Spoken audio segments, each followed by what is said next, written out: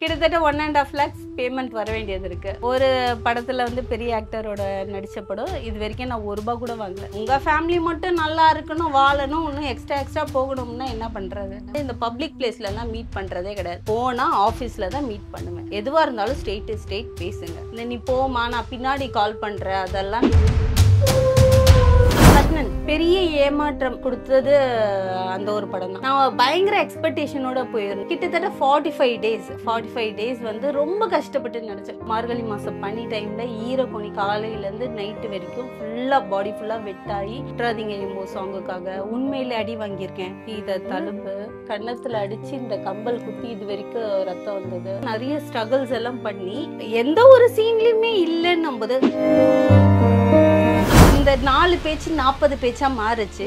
இது எதுக்குமே நான் வந்து ரெஸ்பெக்டே கொடுக்கல. ஹஸ்பண்ட் கேரக்டரா ஒருத்தர் கூட ஒர்க் பண்றோம்னா அவங்க ஹஸ்பண்டாவே நினைக்க ஆரம்பிச்சிடறாங்க. ஹஸ்பண்டா வந்து நடிக்கிறேன்னா நான் அவன் பக்கத்துல உட்காந்தேன்னா நான் 3000 ரூபாய் கேட்டு அவங்கள ஓகே பண்ணி வச்சிருந்தேன். நீ வெறும் 1000 rupeesக்கு எப்படி பண்ண? போன் பண்ணி சண்டை போட்டாங்க. ஸோ இந்த மாதிரி எல்லாம் அவங்க ரூல்ஸ் போடுறதுனால ஷூட்டிங்காக போயிட்டு நடிக்காமலே ஒருத்தரை சைட் அடிச்சுட்டு இருந்த விஷயம்லாம் நடந்தது. நேர்ல பார்த்ததில்ல. ஆனா வந்து அவரோட படம் அந்த லவ் சீக்வன்ஸ்ல எனக்கு ரொம்ப பிடிக்கும். நான் போலீஸ் கெட்டப்ல அடிக்கிற சீனுக்காக போயிருந்தேன். அங்க போயிட்டு நம்ம உதயநிதி ஸ்டாலின் சார் அவரு கூட தீரா காதல் பண்ணும்போது ப்ளீஸ் ஒரு செல்ஃபியாச்சும் அந்த மனுஷன் கூட எடுத்தே ஆகணும்டா. பயங்கரமா எங்கேயும் எப்போதும் இல்ல அந்த பயந்த மாதிரி எல்லாம் அந்த ஆட்டிடியூட் பண்ணுவாருல்ல. சௌபாக்யா home and kitchen appliances, Meenakshi college of nursing Mangadu மற்றும் அருள்மிகு Meenakshi college of nursing Kanchipuram. BSc, MSc and post basic BSc. Apply now. வணக்கம் தீபா அவர்களே, எப்படி இருக்கீங்க? நல்லா இருக்கேன். நீங்க எப்படி இருக்கீங்க? சூப்பரா இருக்கேங்க. அப்படியே செம்ம எனர்ஜியோட இருக்கீங்க. எங்க இருந்து இவ்ளோ எனர்ஜி வருது உங்களுக்கு? அப்படியெல்லாம் இல்லைங்க. இப்பதான் பேக் டு ஃபார்ம் ஆயிட்டே வர. எப்பவுமே நான் வந்து ஒரு ஹாப்பினஸ் எப்பவுமே மெயின்டைன் பண்ணுவேன். வாட் எவர் என்னதான் ப்ராப்ளம்ஸ் இருந்தாலும் எப்பவுமே ஒரு பாசிட்டிவா இருக்கணும். தீபானா வந்து அது ஒரு ஸ்மைல் எப்பவுமே இருக்கும் அவங்க கிட்ட. ஒரு பாசிட்டிவ் வைப்ல தான் இருக்கும்ன்றது என்ன என் கூட பழகுறவங்களும் சரி, என் கூட டிராவல் பண்றவங்க சரி, அவங்க மைண்ட்ல அது ஒரு ரெஜிஸ்டர் கொண்டு வந்துருங்க. சூப்பர். சோ இவ்வளவு வருஷமா நீங்க வந்து மீடியால இருக்கீங்க. 14 இயர்ஸா இருக்கீங்க. என்னென்னலாம் நீங்க கதாபாத்திரங்கள் பண்ணிருக்கீங்க? என்னென்ன படங்கள்லாம் பண்ணிருக்கீங்கன்னு சொல்ல முடியுங்களா? படங்கள் மோர் தேன் ஒரு 45 மூவிஸ் பண்ணியிருக்கேன். அதுக்கு மேலேயும் தான் இருக்கும் ஒரு கெஸிங்ல சொல்றேன். அண்ட் ஷார்ட் பிலிம்ஸ் வந்து 170 முடிச்சிட்டேன். ஓ சூப்பர். 170 வந்து இப்பதான் கமிட் ஆயிருக்கு. அது ஃபுல்லா முடிக்கல. 169 முடிச்சாச்சு. ஓ சூப்பர்.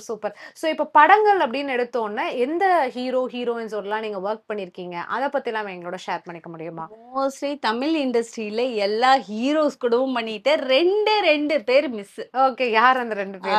நம்ம தலைவர் கூட பண்ணிட்டேங்க. அந்த 2 பேர் மிஸ்னாலே உங்களுக்கு தெரிஞ்சுக்கலாம். ஆமா, தளபதி 2 பேர் கிட்டயே என்னால போக முடியல. பட் ட்ரை பண்ணிக்கிட்டே தான் இருக்கேன். என்னோட எஃபர்ட் எப்பவுமே போட்டுக்கிட்டே இருப்பேன். அங்க இருந்து ரிசல்ட் வருமா வராதான்ட்டு. பட் விரைவில் அதுல ஒண்ணு வந்து நிறைவேறிடும் நினைக்கிறேன். இது நம்ம தளபதியோட எதிர்பார்க்கலாம் கண்டிப்பா. ஏன்னா அவர் வேற அனௌன்ஸ் பண்ணிட்டாரா, இதுதான் என்னோட லாஸ்ட் மூவி. ஐயோ, நம்மளுக்கு இதுக்கப்புறம் வந்து டைம் இல்ல, இதுல மட்டும் எப்படியாச்சும் தட்டுறோம் தூக்குறோம்னு உள்ள நுழைஞ்சிடணும்ட்டு பயங்கரமா எஃபர்ட் போட்டுட்டு இருக்கேன். மேபி கடவுள் இந்த இடத்துல வந்து எனக்கு க்ளூ கொடுப்பாருன்னு நினைக்கிறேன். Very nice. ஸோ வந்துட்டு இந்த மீடியா ஃபீல்டு அப்படின்னாலே வந்துட்டு ரொம்ப கலர்ஃபுல்லான ஒரு ஃபீல்டு. இதுல போனாலே காசு பொறலும் அப்படின்ற அந்த பிம்பங்கள் எல்லாமே இருந்தாலும் அதுக்கு ஒரு கிரே ஷேடும் இருக்கு. அதாவது நடிக்கணும்னு ஆசைப்பட்டு வரவங்க நிறைய பேரா இருக்கலாம்.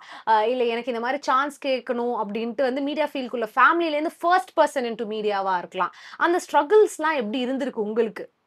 எனக்கு வந்து ஸ்டார்டிங்ல வரும்போது எனக்கு மீடியா வந்து பெருசா நான் எதிர்பார்க்கறதுல இங்க வந்து எக்ஸ்பெக்ட் பண்ணல. நம்மளோட தினமலர், தங்கமலர் அந்த புக்ஸ் எல்லாம் பார்த்தீங்கன்னா 8 வித்தியாசங்கள் இருக்கும். அதுல ட்ரை பண்ணி அப்படியே படிப்படியா வந்தது தான் இந்த மீடியா. ஸோ ஃபர்ஸ்ட் டைம் நான் பெப்பர்ஸ் டிவில வரும்போதே இன்னும் இவ டிவில எல்லாம் வர ஆரம்பிச்சுட்டா, சினிமாலாம் ரொம்ப கஷ்டம், 4 பேர் 4 விதமா பேசுவாங்கன்னு அப்பவே அப்படி லைட்டா ஆரம்பிச்சாங்க. அப்புறம் சீரியல் வந்துட்டேன். இந்த 4 பேச்சு 40 பேச்சா மாறுச்சு. மூவி வந்துட்ட பிறகு இந்த 40 பேச்சும் வந்து 400 பேச்சா மாறுச்சு. என்னால ஒரு கட்டத்துல வந்து இது எதுக்குமே நான் வந்து ரெஸ்பெக்டே கொடுக்கல. போங்கடா உங்களுக்கு வேற வேலை வெட்டி இல்ல. நீங்க இத தான் பேசிக்கிட்டு வாழ்றீங்க. எனக்கு இத விட்டா நெறைய வேலை இருக்கு. ஆ. ஸோ அதுக்கு எதுக்குமே வந்து நான் ரெஸ்பான்ஸ் குடுக்கல. பிகாஸ் எங்க ஹஸ்பண்ட் வந்து தெளிவா சொல்லிட்டாரு. "நான் தானே உன்ன அனுப்புறேன். போயிட்டு வா" அப்படின்ட்டு. இவங்களுக்குலாம் என்னன்னா, ஒரு ஹஸ்பண்ட் கேரக்டரா ஒருத்தர் கூட வொர்க் பண்றோம்னா, அவங்க ஹஸ்பண்டாவே நெனைக்க ஆரம்பிச்சுடுறாங்க. வெளிய இருந்து பார்க்குறவங்க. ஆ ஓகே. நான் அவங்க கிட்ட வொர்க் பண்றேன். ஓகேவா? இப்போ நடிப்பும் ஒரு தொழில் தான். எஸ் நீ வந்து எனக்கு ஹஸ்பண்டா வந்து நடிக்கிறேன்னா, நான் உன் பக்கத்துல உட்காந்தேன்னா, பக்கத்திலேயே உட்காந்துட்டு ஃபுல்லா வாழ போறது கிடையாது. இங்க வந்து நம்மளுக்கு முன்னாடி வந்து கேமரா மெம்பர்ஸ் அப்படி இப்படின்னு எப்படியோ ஒரு 50 பேருக்கு மேல இருக்கிறாங்க. இதெல்லாம் அவங்களுக்கு தெரியாது. ம். அவங்களோட மைண்ட் செட் அவ்வளோதான். அவன் கூட இருக்கிறா, இவன் கூட இருக்கிறான்னு இதெல்லாம் வந்து பேசிக்கிட்டே இருப்பாங்க. நம்மளுக்கு தெரியும் மீடியா எப்படி இருக்கும், என்ன மாரி லைஃப்ன்ட்டு. ஸோ இது எதுக்குமே வந்து பிஞ்ச் கூட நான் காதுல வாங்கிக்க மாட்டேன். பேசிட்டு போங்கடான்னு விட்டுருவேன். விட்டுருவீங்க. இந்த 4 பேர் 4 விதமா சொல்றதுன்றது என்னைக்குமே இந்த தொழில்னு இல்ல, எல்லா தொழிலுமே இருந்துட்டு தான் இருக்கும். பட் மீடியா துறையிலேயே நெறைய பேர் வந்துட்டு புடிச்சு இழுத்து விடுறது கீழ. இவளுக்கு இந்த சான்ஸ் கிடைக்கக்கூடாது. இவளுக்கு எப்படி கிடைச்சதுன்னு நான் பார்க்குறேன்ற மாரிலாம் சில சகுனி இருக்கு. வேலைலாம் பண்ணுவாங்க. ஒரு சொல்ட்டா எப்படின்னா, நம்ப மெட்ராஸ் ஃபிலிம் சிட்டி இருக்கு. ஆ, அங்க வந்து பசங்க வந்து அடிக்கடிக்கு ப்ராஜெக்ட் பண்ணுவாங்க. ஆ, அவங்க கிட்ட வந்து நல்ல கதை இருக்கும். ஒவ்வொரு வாட்டி டிஃபரன்ஸ். ஏன்னா அவங்கலாம் வந்து அப்கமிங் டைரக்டர்ஸ். ஆ, புதுசா கிரியேட் பண்ணணுன்றதுக்காகவே ஏதாச்சும் இன்ட்ரெஸ்டிங்கா பண்ணுவாங்க. 3 டேஸ் ஒர்க் இருக்கும். ஃபர்ஸ்ட் டே வந்து ரிஹர்சல் கம்பல்சரி பண்ணணும். செகண்ட் டே வந்து கட்டா எடுப்பாங்க. தேர்ட் டே வந்து சிங்கிள் ஷாட். ஸோ நான் கூத்துப்படுற கிளாஸ்லாம் போல. அவங்க கிட்ட தான் கத்துக்கிட்டேன் மெயினா. இத வந்து இப்போ நான் வந்து எனக்கு 1500யும் குடுப்பாங்க. சில டைம் வந்து 2 மணி கால் பண்ணி எல்லாம் பொண்ணு அழுதுருக்கா. "அக்கா, அக்கா நான் ஒரு ஆர்டிஸ்ட் ஃபிக்ஸ் பண்ணேன்க்கா. லாஸ்ட் டைம் களவாடிட்டாங்க அக்கா. அட்வான்ஸ் எல்லாம் குடுத்துட்டேன். என்கிட்ட 300 தான் இருக்குன்னு" நைட் அழுவுறா. 2 மணிக்கு. 300 நான் பண்ண மாட்டேம்மா. புரிஞ்சுக்கவா ப்ளீஸ்க்கான்னேன். என் பையன் ஹஸ்பண்ட் எல்லாம் சொல்லி ரெக்கமெண்ட் பண்ணி அந்த ப்ராஜெக்ட்லாம் பண்ணியிருக்கேன். ஆனா, இப்போ வர ஆர்டிஸ்ட்லாம் 3000 எனக்கு சிக்கன் பிரியாணி, தந்தூரி வேணும். கேப்ல வருவேன். அப் அண்ட் டவுன் நீங்க தான் கட் பண்ணணும். ஸோ இந்த மாரியெல்லாம் அவங்க ரூல்ஸ் போடுறதுனால, அவங்களால எதுவுமே பண்ண முடியல. அவங்க சொன்னாங்க, எனக்கு ஒரு வாட்டி காலே வந்தது. நான் ரூ. 3000 கேட்டு அவங்கள ஓகே பண்ணி வச்சிருந்தேன். நீ வெறும் ₹1000க்கு எப்படி பண்ண? ஃபோன் பண்ணி சண்டை போட்டாங்க. சோ நீங்க வந்துட்டு எவ்வளோலேருந்துலாம் ஸ்டார்ட் பண்ணியிருக்கீங்க உங்க கெரியர்? அதாவது நடிக்கிறதுக்கு போம்போது அந்த சம்பளம்னு ஒண்ணு பேசுவாங்கல்ல. அது உங்களுக்கு எவ்வளவுலேருந்து? ஸ்டார்ட்டிங் வந்து ஜூனியர் ஆர்டிஸ்ட்டா பண்ணேன். 500 என்னோட ஃபர்ஸ்ட் வாங்குன சேலரி. ஸோ அதுக்கு முன்னாடி வந்து பெப்பர்ஸ் டிவில அது 300. இப்போலாம் வந்துட்டு நீங்க இன்னும் கொஞ்சம் பெரிய ஆர்டிஸ்ட் ஆனதுக்கப்புறம் ஒரு பெட்டர் பே வாங்குவீங்கல்ல. ஆமா பட் பெட்டர். இப்பவும் நீங்க வந்துட்டு இந்த ஒரு கஷ்டப்படுறவங்களுக்கு ஹெல்ப் பண்ற மாரி நடுநிலையா பண்றது உண்டா? எவ்வளோக்கெல்லாம் பண்ணி குடுக்குறது உண்டு? அதுதானே நான் வந்த பாதை. அத எப்பவுமே மறக்க கூடாதுல்ல. நம்ப என்னவா இருக்கட்டும், எந்த அளவுக்கு ரீச் ஆனாலும் அட்லீஸ்ட் பேசிக் பேமெண்ட்ன்னு ஒண்ணு இருக்கும்ல. ஆ, நான் அது மட்டும் கேட்பேன். ஆ, இல்லண்ணா நீங்க சொல்றது புரியுது. அவங்க கேட்பாங்க, 10 வருஷம் பழக்கமா?" அண்ணா 10 வருஷம் பழக்கம். நான் உங்களுக்கு என்னோட பேமெண்ட் கேட்கல. சரிங்களா? எனக்கு இந்த மாரி அவுட்டோர்னா பேசிக் இது குடுங்க. போதும். எனக்கு அது போதும். பேசிக் இது அலவன்ஸ்னு எவ்வளோ கேட்டு? பேசிக் அலவன்ஸ்னா 3 கேட்பேன். ஆ, 3 கேட்பேன். ஏன்னா அவுட்டோர்னா நார்மலா வந்து 10, 8 கேட்பாங்க. ஆ, எனக்கு அது வேணாம். ஏன்னா 2 பேரோட பழக்கம். ஒரு கட்டத்துல நான் ஒண்ணுமே இல்லாம இருக்கும்போது எனக்கு அவங்க ஹெல்ப் பண்ணியிருக்காங்க. பண்ணிருக்காங்க. அதனால. ஸோ அதனால அந்த ஒரு நன்றி கடன வந்து இது மூலியமா ஏறுவேன். ஓகே. அது கூட அந்த பேசிக் 3ன்னா எனக்காக இல்ல. இவன் ஒன்ஸ் நான் வந்து அவுட்டோர் போயிட்டேன்னா, வீட்ல ஃபேமிலி இருக்காங்க. அவங்க எல்லாம் ஹோட்டல் எக்ஸ்பென்சிவ் பாத்துக்கணும். அதெல்லாம் இருக்கும். ஸோ அதுக்கு மட்டும் தான் அவர்கிட்ட கேட்பேன். Super, super. ரொம்ப அழகா சொன்னீங்க. எனக்கு இந்த விஷயங்கள்லாம் கேட்டு தெரிஞ்சுக்க ரொம்ப ஆசையா இருக்கு. அதாவது இந்த பெரிய ஸ்டார்ஸோடலாம் படம் நடிக்கும்போது, அந்த ஒரு அனுபவம் இருக்கும் இல்லையா? அதெல்லாம் எப்படி இருந்திருக்கு? முக்கியமா அந்த அனுபவங்கள்லலாம் வந்துட்டு உங்கள என்னென்ன மாரி கேரக்டர்ஸலாம் அவங்க யூஸ் பண்ணியிருக்காங்க? என்னென்ன மாரி பிளேஸ்மெண்ட்ஸ் இருந்தது? அதெல்லாம் எப்படி? அதுல ஒரு முக்கியமான இது என்னன்னா, ஷூட்டிங்காக போயிட்டு நடிக்காமலே ஒருத்தர சைட் அடிச்சுட்டு இருந்த விஷயம்லாம் நடந்தது. யார? ஜெய்ய வந்து நான் நேர்ல பார்த்ததில்ல. ஆனா வந்து அவரோட படம் அந்த லவ் சீக்வென்ஸ்லாம் எனக்கு ரொம்ப பிடிக்கும். ஆ, பயங்கர கிரஷ். ஃபேனு. ஆ, ஃபேனு. நேர்ல பார்த்தது இல்லையா? நான் போலீஸ் கெட்டப்ல அடிக்கிற சீனுக்காக போயிருந்தேன். ஆ, தீரா காதல். அங்க போயிட்டு அ ஐஸ்வர்யா ராஜேஷ தான் அடிக்கணும். அங்க அடிக்காம இவரையே பார்த்துட்டு இருக்கேன். ஆ. அப்படியே பார்த்துட்டு அவர் இன்னலாம் பார்க்குறாரு. அவரே பார்த்துட்டு இருக்கீங்க. அவர் எங்கெல்லாம் அவரே போறாரு, வராரு. பார்த்துட்டு இருக்கேன். அவர் பாட்டுல ஜாலியா அப்படி இப்படின்னு பேசிட்டு இருக்காரு. அப்பவும் நானு இந்த பக்கம் அடி, அடி அப்படி. ஏய். எனக்கு என்னன்னா எங்கேயும் எப்போதும்ல அந்த ஆ. பயந்த மாதிரி எல்லாம் அந்த ஆ. ஆட்டிடியூட் பண்ணுவாருல்ல, சூப்பரா இருக்கும் அதெல்லாம். நேர்லயே எப்படி இருக்காங்கன்னா, பட் ரியலா அவர் கேரக்டரே அப்படிதான். அவரு பேசுறது அது எல்லாமே அப்படிதான். ரொம்ப கியூட்டா. நேர்ல பார்க்கும்போது எனக்கு அது மட்டும் தான் மைண்ட்ல வந்தது. அந்த சொன்னது. பயந்த மாரி அஞ்சலி கிட்ட பேசினது. அது கொஞ்சம் அப்படியே ரசிச்சு அப்படியே இது பண்ணேன். 2வது வந்து நம்ம உதயநிதி ஸ்டாலின் சார். ம். அவரு கூட தீரா காதல் பண்ணும்போது, அட்லீஸ்ட் ஒரு செல்ஃபியாச்சும் அந்த மனுஷன் கூட எடுத்தே ஆகணும்டா. பயங்கரமா ஏன்னா ஒரு கல் ஒரு கண்ணாடி எல்லாம் எனக்கு ரொம்ப பிடிக்கும் பிடிக்கும். அப்படின்னு பார்த்தேன். பட் எக்ஸ்பெக்ட் பண்ணது எதுவுமே அங்க நடக்கல. ஏன் என்னாச்சு? அவர சுத்தி 10 பாடி கார்ட் இருக்காங்கப்பா. உதயநிதி சார். இதுல ஒரு 2 விஷயம் நடந்தது என்ன தெரியுமா? நான் அவர் கூட நடிக்க போகும்போது, அவர் வந்து நார்மல் பெர்சன். ஆ. ஸோ அதோட பேட்ச் ஒர்க் எடுக்கும்போது அவர் மினிஸ்டர். ஓ, சோ தீபாக்கா போய் தான் அவர் மினிஸ்டர் ஆயிட்டாரு. இது வேறயா? இந்த மாரி பேக் டு பேக் இருந்தது. ஆ. நான் லாஸ்ட்ல சரி அந்த பேட்ச் ஒர்க்ல ஃபோட்டோ எடுத்துடலான்ட்டு ஆ. கையில ஃபோன வச்சுட்டு இப்படியே இப்படியே எல்லாம் பார்த்துட்டு இருந்தேன். ஆ. 10 பாக்ஸர் சுத்தி நிக்கிறாங்க. ஆ. போயா அப்புறமா எடுத்துக்கலாம் அப்படின்னு சொல்லி விட்டுட்டேன். அப்படின்னு விட்டுட்டீங்க. ஓகே. வேற என்னென்ன ஆக்டர் சொல்லலாம் ஒர்க் பண்ணிருக்கீங்க? கமல் சார் கூட பண்ணியிருக்கேன். ஆ. சோ இவ்ளோ க்ளோஸ் உன் பக்கத்துல நிக்கிற மாரி. ஆ. ஆனா அவரு பொம்மை மாரி இருந்தார் சார். நேர்ல. பிங்கிஷ். ஒயிட் இல்ல பிங்க். ஆ. ஏன்னா அந்த தொடப்பத்துல வந்து அவரை வந்து அடிக்கிற மாதிரி பூரிக்கட்டையில விரட்டுற மாதிரி அந்த சீன்ஸ் இது இந்த இந்தியன் படத்துல. இந்தியன் படத்துல ஆ. சோ அவ்வளோ பக்கத்துல இருக்கும்போது அப்படியே நம்ம முழுங்க இது முடியாம அந்த ஒரு கிளைமேக்ஸ் இடத்துல சீன்ல அவர் அந்த ஓட்டிட்டு ஆமா வரும்போது எல்லாம் ஊரே சேர்ந்து நின்னு அடிக்குமே அந்த மாதிரி அந்த டைம். சீன்ல வந்து முழுங்க முடியல அப்படி இருந்தது. அப்படி இருந்துச்சு. அப்படியே அப்படி இருந்தது. அதுக்கப்புறம் வந்து பாரதி ராஜா சார். ஆ. பாரதி ராஜா சார் கூட வந்து கருமேகங்கள் கலைகின்றது.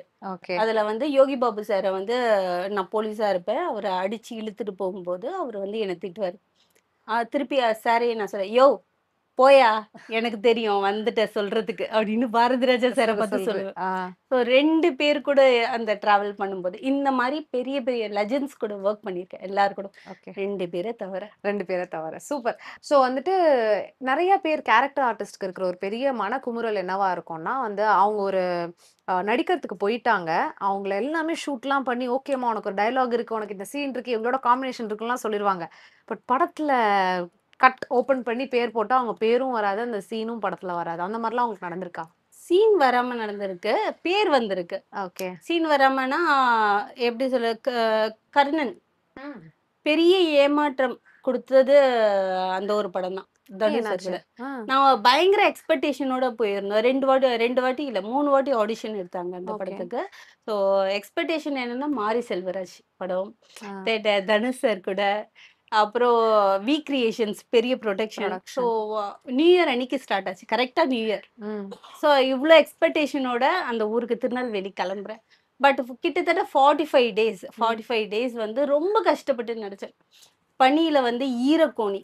பனி டைம்ல மார்கழி மாசம் பனி டைம்ல ஈரக்கோணி காலையிலேருந்து நைட்டு வரைக்கும் ஃபுல்லா பாடி ஃபுல்லா வெட் ஆயி ம். அதை யூஸ் பண்ணிக்கிட்டு இருந்தோம். அந்த "உட்றாதீங்க எம்போ" சாங்குக்காக. ம். உண்மையிலே அடி வாங்கியிருக்கேன்.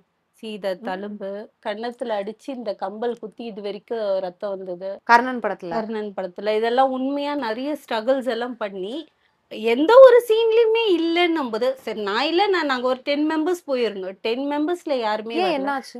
அவங்க கிட்ட கேட்டதுக்கு, அவங்களுக்கு அவங்க ஊர் ஆளுங்கள வச்சு எடுக்கிறதுக்கு தான் அவங்களுக்கு பிடிச்சிருக்குன்னு யாருக்கு? சொன்னாங்க. மாரி செல்வராஜ் சார் சொல்லியிருந்தாரு. ஓ, அப்படியா? ஓகே. ஆமா. ஸோ அவங்க ஊர் மக்கள வச்சு எடுத்தா தான் அந்த சீனோட உண்மையான கனெக்டிவிட்டி கிடைக்கும். ஓ. சென்னை ஆர்டிஸ்ட் கிட்ட அந்த ஃபீல் வந்து வாங்க முடியாது அப்படின்னு சொல்லுவேன். எங்களுக்கு அதே டைம்ல என்ன கேள்வின்னா, எங்ககிட்ட சொல்லியிருக்கலாமே. நாங்க இப்படி வெயில்லயும், மழையிலயும் உங்ககிட்ட வந்து கஷ்டப்பட்டுருக்க மாட்டோமே. அந்த படம் முடிச்சிட்ட பிறகு பார்த்தீங்கன்னா, இந்த ப்ளவுஸ் இப்படி எடுத்தோம்னா 2 கலர்ஸ் அப்படியே தெரியும். டேன் ஆயிருக்கும் ஃபுல்லா. Fully tan. நெறைய சீன் அங்க வந்து சொல்ல முடியாது பப்ளிக்கா. நெறைய விஷயங்கள், அவமானங்கள் எல்லாமே நடந்திருக்கு. சாப்பாடுக்கு கஷ்டப்பட்டுருக்கோம். கர்ணன் செட்ல. ஆமா. ஓ. சாப்பாடு கஷ்டப்பட்டுருக்கோம். வெயில்லலாம் வெயில்ல கொஞ்ச நேரம் சன்ஸ்கிரீன் போட்டாலும் அத கழுவ சொல்லிடுவாங்க. வெயில்ல உட்கார வச்சுட்டு அவங்க போயிடுவாங்க. ஓகே. ஸோ அது சென்னை ஃபுல்லுமே ஆர்டிஸ்ட் செட்டு தான் இல்லையா? எல்லாம் செட்டு. இதெல்லாம் வந்து சென்னை ஆளுங்களுக்கு தான் நடந்தது. கேட்டா, "நம்ப ஏன் இங்க உட்கார வச்சுட்டு போயிட்டீங்கன்னு" நாங்க யார்கிட்டயாச்சும் கேட்டா, அவங்க என்ன சொல்லுவாங்கன்னா, "உங்களால 10 நிமிஷம் கூட வெயில்ல இருக்க முடியல. நாங்கலாம் பொறந்ததுலேருந்து வெயில்ல தான் வாழ்றோம்." இந்த மாரி கமெண்ட்ஸ் எல்லாம் மைக்ல வரும். ஸ்ட்ரெயிட்டா வராது. மைக்ல வரும். ஸோ இந்த மாதிரி படத்துல சீன் வரதுல அப்படின்றத தாண்டி இந்த பேமெண்ட் கொடுக்காம சில இஷ்யூஸ்லாம் நடக்கும்ல. அதாவது நீங்க வீட்டுக்கு போங்க நாங்க பேமெண்ட் தரோம். அத பத்திலாம் சொல்லுங்க. அத பத்தி நெறையவே சொல்லலாமே. எனக்கு கிட்டத்தட்ட 1.5 லேக்ஸ் பேமெண்ட் வர வேண்டியது இருக்கு. ஓ! ஒரு படத்துல வந்து பெரிய ஆக்டரோட நடிச்ச படம். என்ன இதுவரைக்கும் நான் படம்? ரூ. 1 கூட வாங்கல. என்ன படங்க? அப்படி அந்த பெரிய ஆக்டரே உங்களுக்கு படம் குடுத்துட்டாரு. குடுத்துருவாரு. 2, 3 வாட்டி நேர்ல போய் மீட் பண்ணியிருக்கேன். ஸோ இத பத்தி சொல்லலாம்னு நெனைக்கும்போது, பேசலாமா? ஃபோன் பண்ணுங்க பேசலாம் அப்படின்னு சொல்றாங்க. ஆ. ஏதோ 2 வருஷம் ஆயிடுச்சு. இன்னுமாச்சும் பேமெண்ட் கிடைக்கும்னு ஒரு நம்பிக்கையில இருக்கிறேன். ஓ! ரூ. 1 கூட வாங்கல அந்த படத்துக்கு. படம் இன்னும் கொஞ்ச நாள்ல ரிலீஸ் ஆகப்போது. ரிலீஸ் ஆயிட்ட பிறகு கண்டிப்பா தரேன்னு சொல்லியிருக்காங்க. அதே மாரி இன்னொரு ஒரு படம். அந்த படத்துல வந்து ஹீரோவோட அக்காவா பண்ணியிருக்கேன். அ ரொம்ப கஷ்டப்பட்டுருக்கேன் அந்த படமும். அதுலயும் இன்னும் ரூ. 1 கூட படம் காசு ரிலீஸ் தரல. ஆயிடுச்சு. ரிலீஸ்லாம் ஆயிடுச்சு. எந்த படம் அது? இல்ல என்னங்க படம் ரிலீஸ் ஆயிருச்சுன்னு சொல்றீங்க, பேமெண்ட் ரிலீஸ் வரல. ஆயிடுச்சுங்க. கேட்டா குடுக்கல. கேட்டுக்கிட்டே இருக்கிறேன் நானும். என்ன பண்ண? இல்லக்கா எல்லாருமே வந்து அப்படி பேசுங்க. எனக்கு அப்படி பேசலையே. எனக்கு வந்து படம் முடிச்சிட்ட பிறகு பேமெண்ட் தரேன்னு தான் சொன்னாங்க. அதனால தான் 10 டேஸ் ஒர்க் பண்ணேன். அட்லீஸ்ட் ஓரளவுக்காச்சும் குடுக்கணும்ல. அதையாச்சும் எக்ஸ்பெக்ட் பண்ணிட்டு இருக்கோம். குடுக்கல. ஸ்டில் கேட்டுக்கிட்டே இருக்கேன். ரிக்வெஸ்ட் பண்ணிக்கிட்டே இருக்கிறேன். இந்த மாதிரி படத்துல பேமெண்ட் குடுக்காம ஏமாற்றுறதுனால உங்களுக்கு எந்த லெவலுக்கு அது அடியா இருக்குன்னு நினைக்கிறீங்க? ஏன்னா நம்ம வந்து வெல் செட்டில் ஃபேமிலி எல்லாம் கிடையாது. ஓகேவா? இந்த ஒரு பேமெண்ட்ட எக்ஸ்பெக்ட் பண்ணி தான் நான் என்ன நினைப்பேன், ஓகே இந்த பேமெண்ட் வந்துரட்டும். பையனுக்கு ஃபீஸ் கட்டிடலாம். இல்ல ரெண்ட் குடுத்துறலாம். ஏதோ ஒரு எக்ஸ்பெக்ட் பண்ணி ஒரு கணக்கு வச்சு தான் நம்ம இப்போ வேலைக்கு போறோம். இப்போ நீங்களும் வந்து இன்னைக்கு போறீங்கன்னா, சரி இன்னைக்கு இந்த சேலரி வந்துரும். நம்ம இத வச்சு இந்த ஒரு ப்ராப்ளம் சால்வ் பண்ணலாம்னு நெனச்சு தான் வருவீங்க. பட் அது 1 நாள், 2 நாள் டிலே ஆகலாம். அது வருஷ கணக்கா டிலே ஆகும்போது, நம்மளும் கேட்டு கேட்டு ஒரு கட்டத்துல வந்து சலிச்சு போயிடும். சரி என்னைக்கோ ஒரு நாள் குடுப்பான். அப்படின்னு ஒரு நம்பிக்கையில இன்ன வரைக்கும் அப்படிதான் டிராவல் ஆயிட்டு இருக்கு. பேமெண்ட் பிரச்சனை இன்னும் பெரிய பிரச்சனையா தான் இருக்குன்னு நெறைய சொல்றீங்க. பேருக்கு இருக்கு. வருஷ கணக்கா இருக்கு. குடுக்க மாட்டேன்றாங்க. எனக்கு அத எப்படி சொல்றேன்னா, ஓப்பனா சொல்றேன். நீங்க குடுக்கல ஓகே. டிலே பண்ணீங்க. அட்லீஸ்ட் ஒரு பாதி அமௌண்ட் ஆச்சும் குடுங்க. ஏன்னா, அவங்களும் அவங்க வீட்லயும் அடுப்பு எரியணும். அவங்களும் ஃபேமிலி. உங்க ஃபேமிலி மட்டும் நல்லா இருக்கணும், வாழணும், இன்னும் எக்ஸ்ட்ரா போகணும்னா என்ன பண்றது? என்ன பண்றது? கரெக்ட். எல்லாருமே வந்து இந்த தினசரி கூலிக்காக தான் வேலை வேலை செய்றாங்க. செய்றாங்க. கரெக்ட் தான்.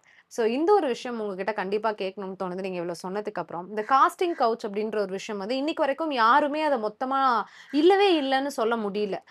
அந்த காலத்து ஆக்ட்ரஸும் சரி, இப்போ புதுசா வர சின்ன சின்ன பசங்களும் சரி, இல்ல இது இருந்துட்டு தான் இருக்கு அப்படின்ற மாதிரி ஒரு இடத்துல சொல்றாங்க. உங்களுக்கு அந்த மாரி நடந்திருக்கா? நீங்க அத வந்து ஃபேஸ் பண்ணியிருக்கீங்களா? அதிகமா ஃபேஸ் பண்ணியிருக்கேன். அதாவது ஸ்டார்ட்டிங் பீரியட்ல.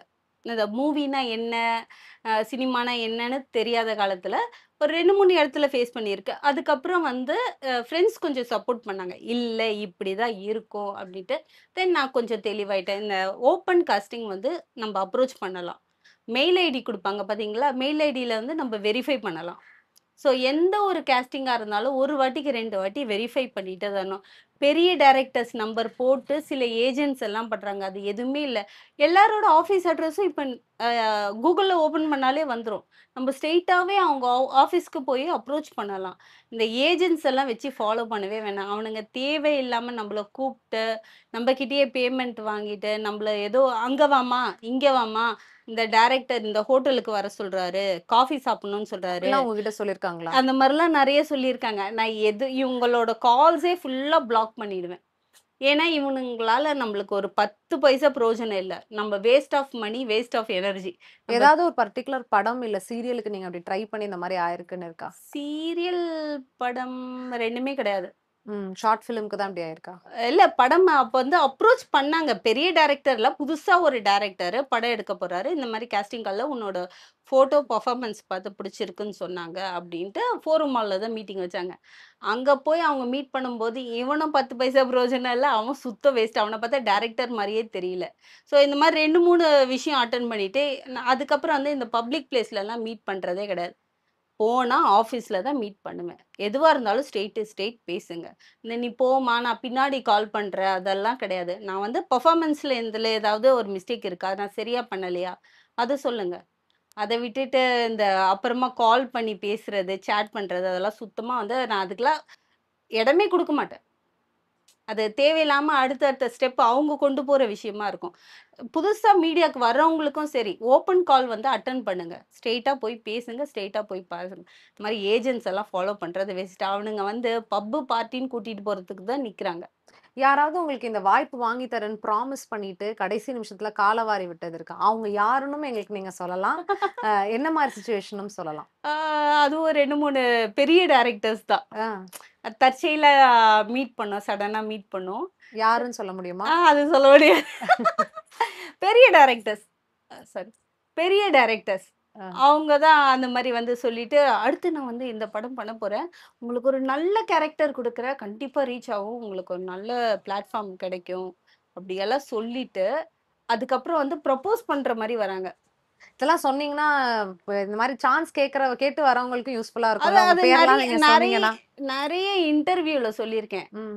நீங்க ரொம்ப சூப்பரா இருக்கீங்க. எனக்கு உங்கள மாரி நேட்டிவா இருக்கிறவங்க ரொம்ப புடிச்சிருக்கு. இந்த மாரிலாம் ஸ்டெப் பை ஸ்டெப் நம்மள வந்து க்ளோஸ் ஆகுறதுக்கு பேசுவாங்க. பேசிட்டு என் கூட நீங்க டிராவல் பண்ணுங்க. நான் நல்ல கேரக்டர்ஸ் வாங்கி தரேன் அப்டின்னுவாங்க. ஒன்ஸ் நம்ம வந்து அவங்களுக்கு ரிவெஞ்ச் குடுத்துட்டோம்னு நெனச்சுக்கோங்களேன், அவங்க கிட்ட இருந்து ஃபோனோ, மெசேஜோ எதுவுமே வராது. இது வந்து அவங்களோட எக்ஸ்பெக்டேஷன் நம்ப தான். இதெல்லாம் மூவி டைரக்டர்ஸ் பண்றாங்க. Movie directors. ஓகே. அ இப்போ வர டெபியூட் டைரக்ட்டா உங்ககிட்ட பேசுறாங்க. ஆமா டைரக்ட்டா பேசுவாங்க.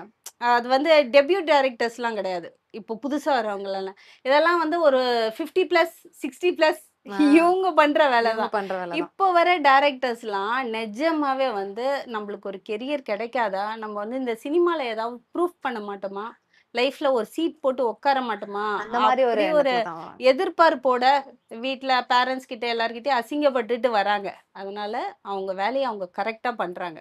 சூப்பர். இந்த 45, 65 தான் இவங்கலாம் தான் இந்த வேலைலாம் பண்றது. ஸோ பண்ணிருக்காங்க. அவங்க கிட்டலாம் கண்டிப்பா எல்லாரும் உஷாரா இருக்கணும். சௌபாக்யா home and kitchen appliances. Meenakshi college of nursing Mangadu மற்றும் அருள்மிகு Meenakshi college of nursing Kanchipuram. BSc, MSc and post basic BSc. Apply now.